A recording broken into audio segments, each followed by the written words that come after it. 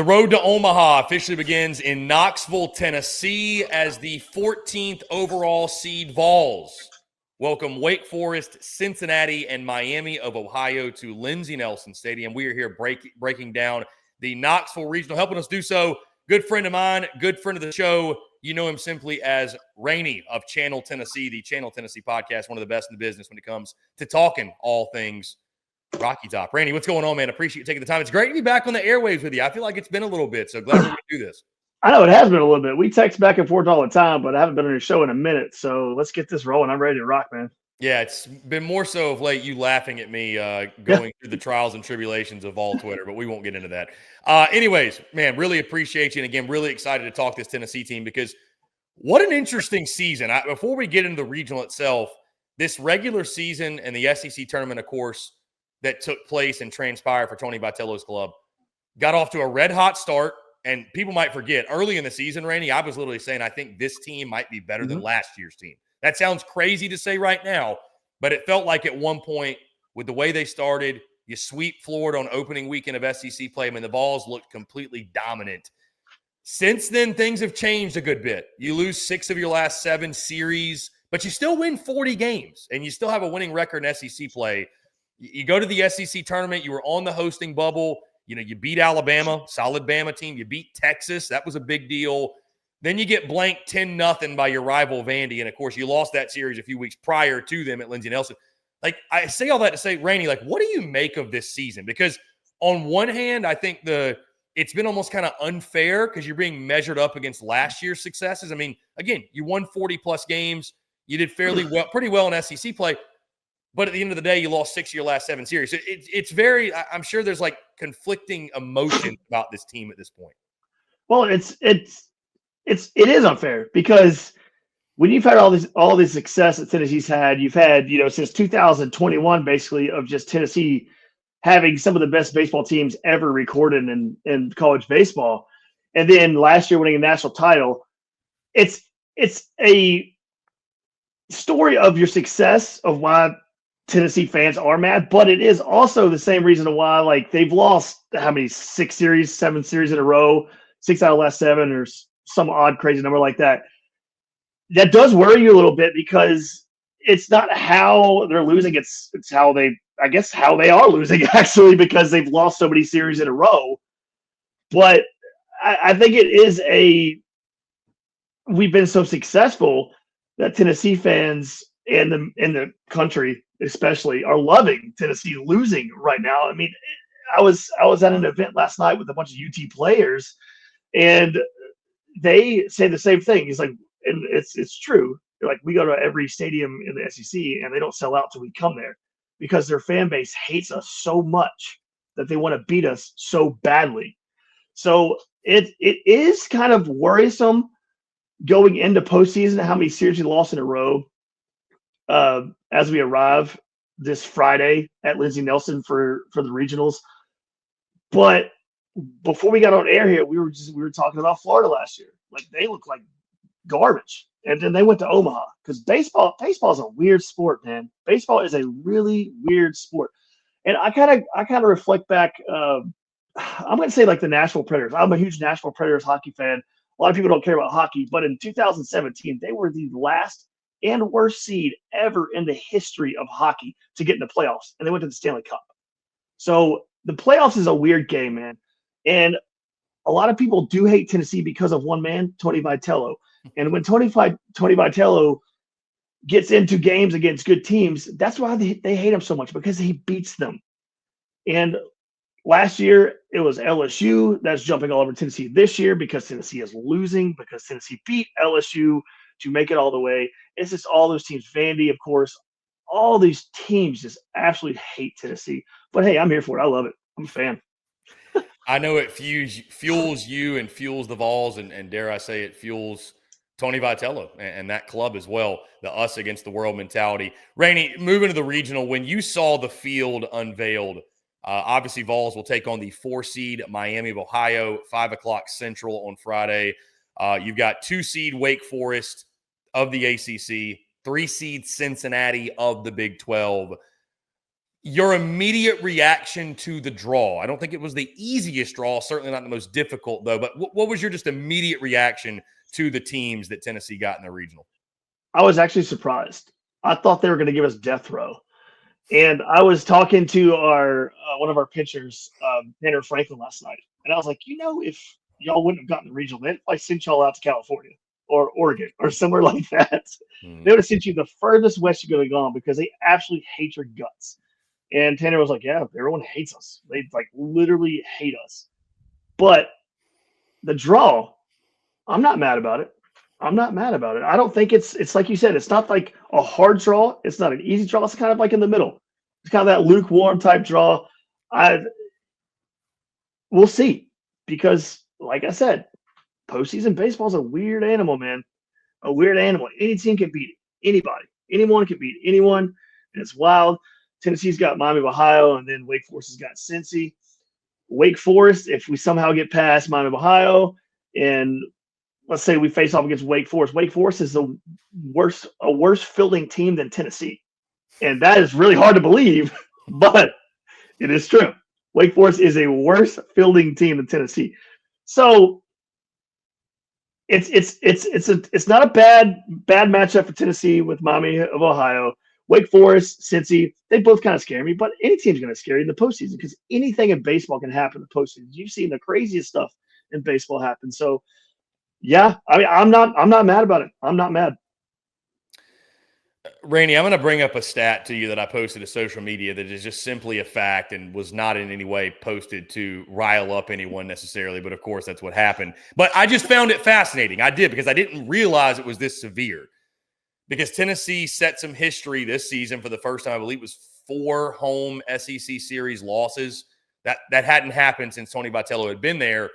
And it was like week after week after week. It was like we were getting to these Sunday rubber matches, and Tennessee was losing them. And obviously you had some weird stuff happen. You had a doubleheader with A&M that was strange. You had the doubleheader. The Auburn weekend was just a complete cluster. Tennessee has not won a home series since mid-March when they won on opening weekend of SEC play. Obviously, playing at home in a regional is an advantage. Does that give you any concern at all? That, I mean, for whatever reason, Rainey, sometimes teams are better on the road. Like, I don't know what it is. Like, sometimes maybe that chip on the shoulder, us against the world, they hate us. Does it lock you in more? You could argue. I don't know, but is there any concern at all? Is that anywhere into the back of the mind, or is it just the slate's wiped clean? This is kind of like you said, it's a brand new season now with the postseason. And I'll ask you this: what do you make of the home struggles? I think the stat was more surprising to me than anything. I was gonna say that I wouldn't have been opposed to us not getting a regional because it seems like we do better in bigger parks because we have a lot of contact pitchers. We have a lot of pitchers that love to throw contact. And for other teams, that's easy home runs and Lindsey Nelson. You can say what you want, but it's a smaller ballpark. But it is a clean slate. And it's, again, college baseball is a weird, funky, crazy animal that you just don't know what's going to happen. And to go along with what you just said, it's like, there's not a dominant team. Maybe Vandy is kind of scare me, but there is not a dominant team this year in college baseball like it has been the past years with Tennessee. Like, because Tennessee has been that team that people are like, oh my gosh, watch out, this team is red hot. And you had that team in 21 and all that. They had the breaking of the records and everything with Jordan Beck and all them guys. There's not a team like that out there, and there's not a team like Tennessee was last year out there. Because you watched Tennessee baseball last year, you had Christian Moores and the Blake Burks and that lineup. Kavares Tears batting like 7th in our lineup. Like that's wild how insane Tennessee's team was last year, and there's not a team out there like that. So this tournament, this college baseball tournament to get to Omaha is going to be an absolutely wild ride to watch. This might be the funnest tournament here in a minute, because there is no dominant team. But I am glad I get to see my Tennessee Volunteers, led by Tony Vitello, the most hated man in sports, host another regional. host some more games at Lindsey Nelson because you like you said, you don't know. It's a clean slate. You don't know what's going to happen. It's crazy things. I love it. I can't wait. Rainey, I don't know if Tony Vitello has commented on this week yet. One of the big storylines of this week is the pitching matchups and what teams go what directions. Admittedly, I don't know a ton about Miami of Ohio. You've probably done a little more digging than me, but has he said anything about the pitching strategy in regards to, do you save Liam Doyle for game 2, Marcus Phillips game 1? I know that Marcus Phillips has been pitching in game 1, so maybe it works out or naturally. And then secondly, what would you do? Like, would you save Liam Doyle to pitch Saturday night? Like, you just go ahead and go status quo and go Liam Doyle? Because obviously, again, if Tennessee's going to make a deep run, get back to Omaha, Liam, last couple outings been rough, but he's one of the best aces. You could argue the best ace in college baseball. So any update on the pitching strategy and just your thoughts on it as a whole? Okay, so I talked to Liam Doyle last night. Okay. And as of right now, he is a Friday starter. I got to interview him last night. I got to talk to him, and he said, as of right now, he is a starter for Friday night.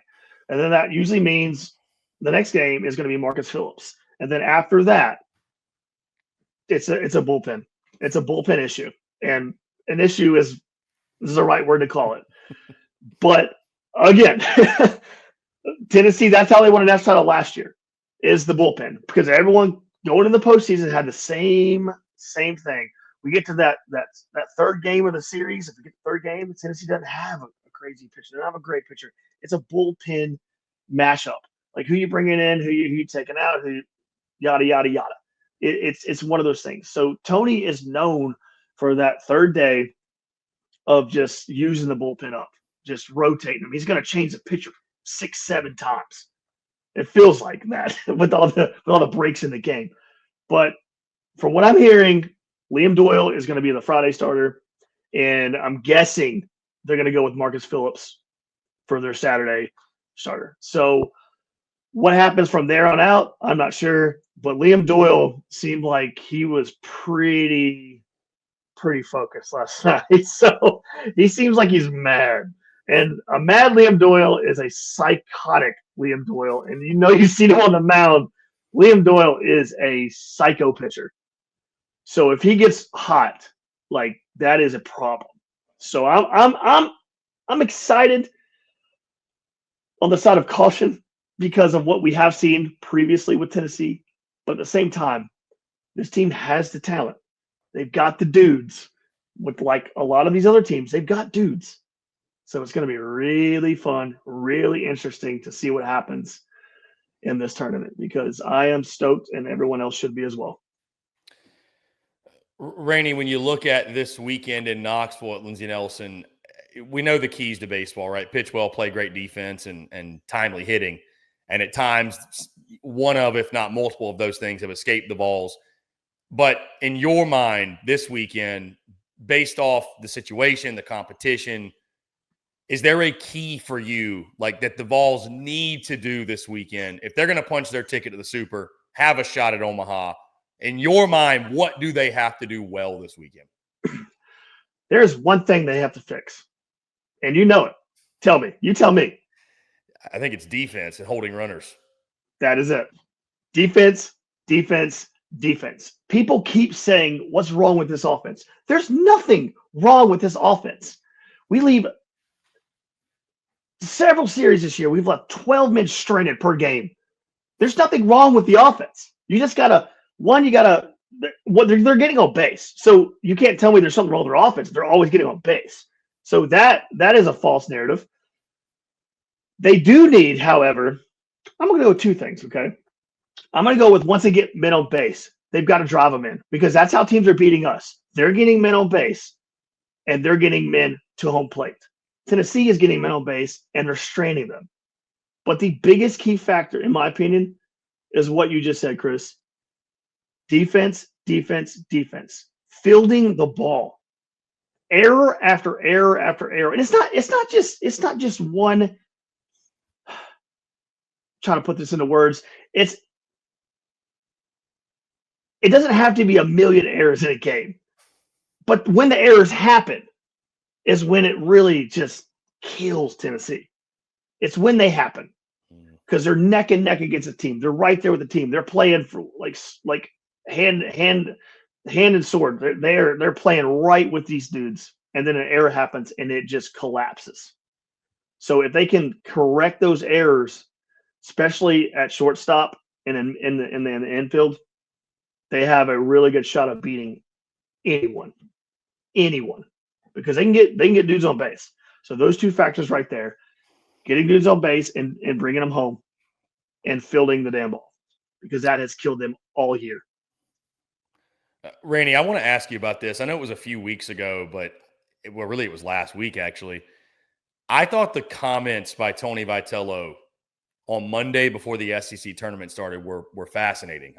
I was, and I'm sure you know what I'm talking about, when he said on a radio appearance essentially that, and this was about a week after, a lot of us, including myself, had some opinions about Tennessee and the emotions and the chirping and theatrics, whatever. But Tony Vitello coming out and saying that he felt like this is an emotional team, and at times they let their emotions, and I'm paraphrasing, but sort of let their emotions get the best of them, and they don't have the firepower to kind of come out of that.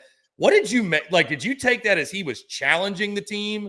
He was being bluntly honest, or maybe both? Because I mean, Tony's never been a guy to shy away from just being honest. I mean, the quote he had, I believe, earlier in the season when he's like talking about the roster, like, well, we just don't really have and you're like, dude, y'all are one of the best teams in the country. Like, I know so I think he uses that as sort of messaging, but like, how did you take it? Because that really was a quote by him that caught my eye.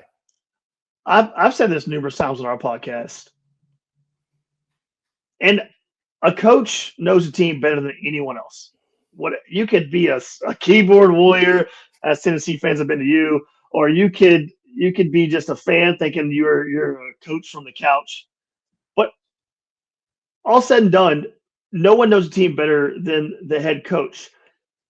But what I took away from it as a fan, a couch fan, and I heard him say, there is not a Christian Moore, there is not a Blake Burke to fire, get under these dudes' asses when something's going wrong. There's not a leader that is going to stand up like, listen, you are screwing up, and you need to take accountability for it. So yes, I do kind of take that in a way of Tony like throwing shade at them, like, hey, who's going to step up?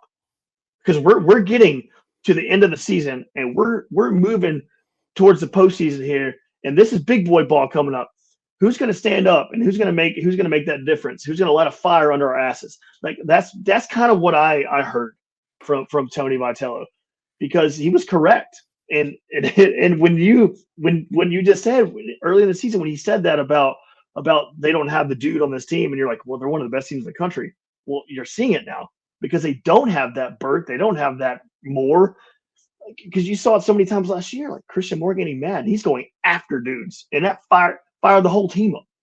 And next thing you know, when that happened, Tennessee just runs you out of the building. And it could happen.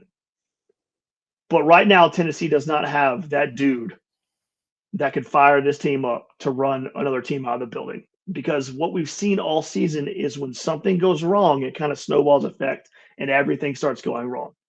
Can that change? Yes, it can change. We saw it in Florida last year. We saw it in previous seasons with other teams. Once you get in the postseason, that stuff can change.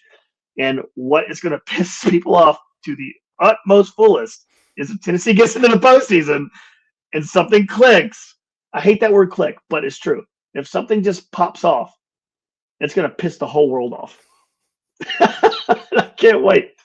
And it very well can happen. It very well can happen. Like you said, it's a new season. Momentum is a fickle mistress if you get it rolling this weekend. And on that note, Rainey, before I get you out of here, I do want to ask you about, let's assume Tennessee, they take care of their business, get out of the Knoxville Regional. The path to Omaha, again, I know you've looked at the bracket as a whole. Thoughts on a potential rematch with Arkansas in Fayetteville if the Hogs are able to get out of theirs? Tennessee obviously just went there just a couple weeks ago. Won game one, but then dropped games 2 and 3. Thoughts on Tennessee's potential path to Omaha running back through Fayetteville? Of course. Of course. The committee is going to look at that and be like, hey, guys, what if we just sprinkle in a little Arkansas and a little Tennessee in the same region over here and the same environment over here? Of course. Like as soon as they got halfway through the West region and the other side of the bracket, my wife looked at me and goes, "We're getting Arkansas, aren't we?" I said, "Yep. We 100% know it. We are 100% getting Arkansas." So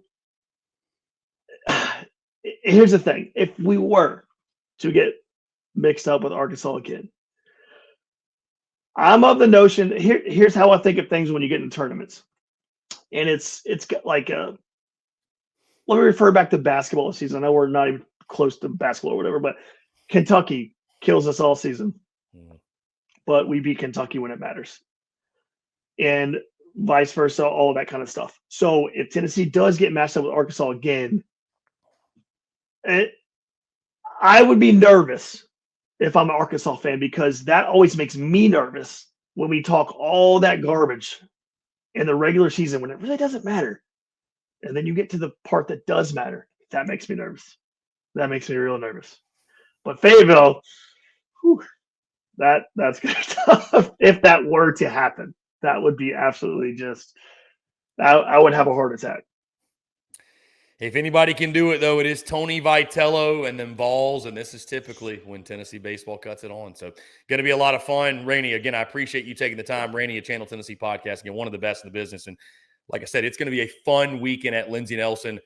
Rainey, let's definitely do it again soon. Let folks know where they can check out all of your great work. At channel_TN_ on Twitter and channel TN anywhere else. Rainey, you're the man. Let's do it again soon. Awesome, man. Thanks, Bob.